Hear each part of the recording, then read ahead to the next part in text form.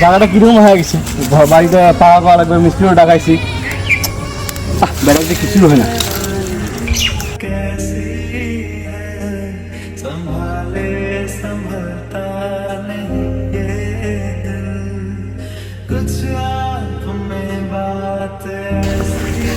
ও বাজার বাজার কি হোক, এইদিকে এক না আইসো তো, তোমার সাথে আমার দরকারি কথা আছে।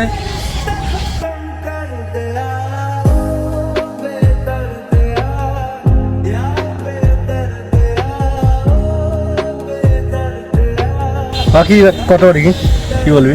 মোক বাইক লাগবে জরুরি, মোক বাইক কিনে দেওয়া লাগবে ইমার্জেন্সি। তোকে আমি সকালবেলা বললাম যে তুই আমার কাজটা করি দে, আমাদের ঘরটা মানে মিস্ত্রি এসেও কাজ করবে, তুই না শুনিয়ে আমার কাছে বলতেছিস বাইক লাগবে। তারা আমি দেখি কি করা যায়। আমি অত কিছু জানবে চাই না, আমার বন্ধু বান্ধব বাইক চালায়, আমার ইমোশনে লাগে, আমার ইমার্জেন্সি বাইক আমাকে লাগবে, হয় টাকা দাও নাইলে সাথে চলো। আমি তো বাইক কিনতে, বাইকটার দাম কত? বাইকের দাম হচ্ছে 2.5 লাখ টাকা। বাইক আমাকে লাগবে, এখন সাথে চলো, আমার বাইক নিয়ে যাবো। আচ্ছা কাজ কাম করিস তুই, বাইক কিন দাম। হ্যাঁ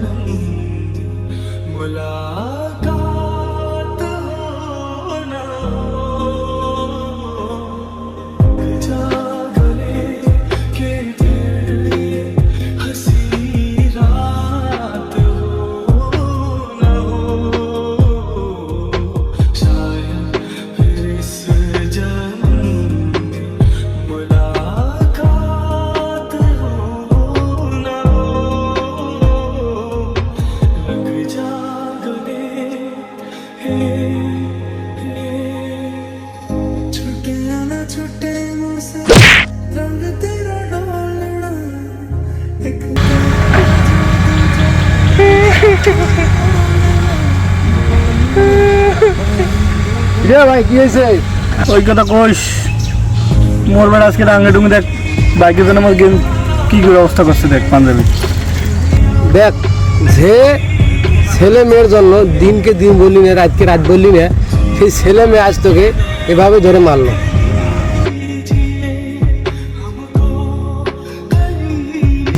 তো ছেলে কোটে? আমার ডাঙ্গে ডুঙ্গে করবা গেছে দেখ। এই দুনিয়ায় ছেলে মেয়ে বাবা মার জন্য যতটা কষ্ট করে, যদি দুনিয়ার লোক বুঝতো, ছেলে মেয়ে বুঝতো, তাহলে এরকম অন্যায় অত্যাচার করতো না ছেলে মেয়েরা। দেখতো ভাই ছেলেটা কোথায় গেল?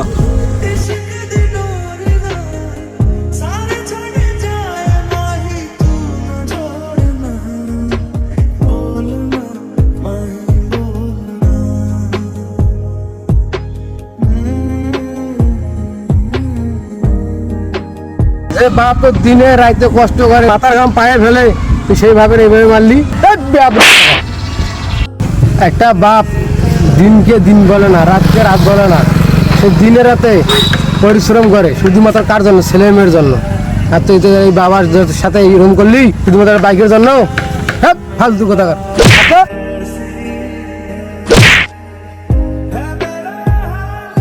বাবা আমার ভুল হয়ে গেছে, আমি আর এই ভুল কোনোদিন করবো না, আমাকে ক্ষমা করো।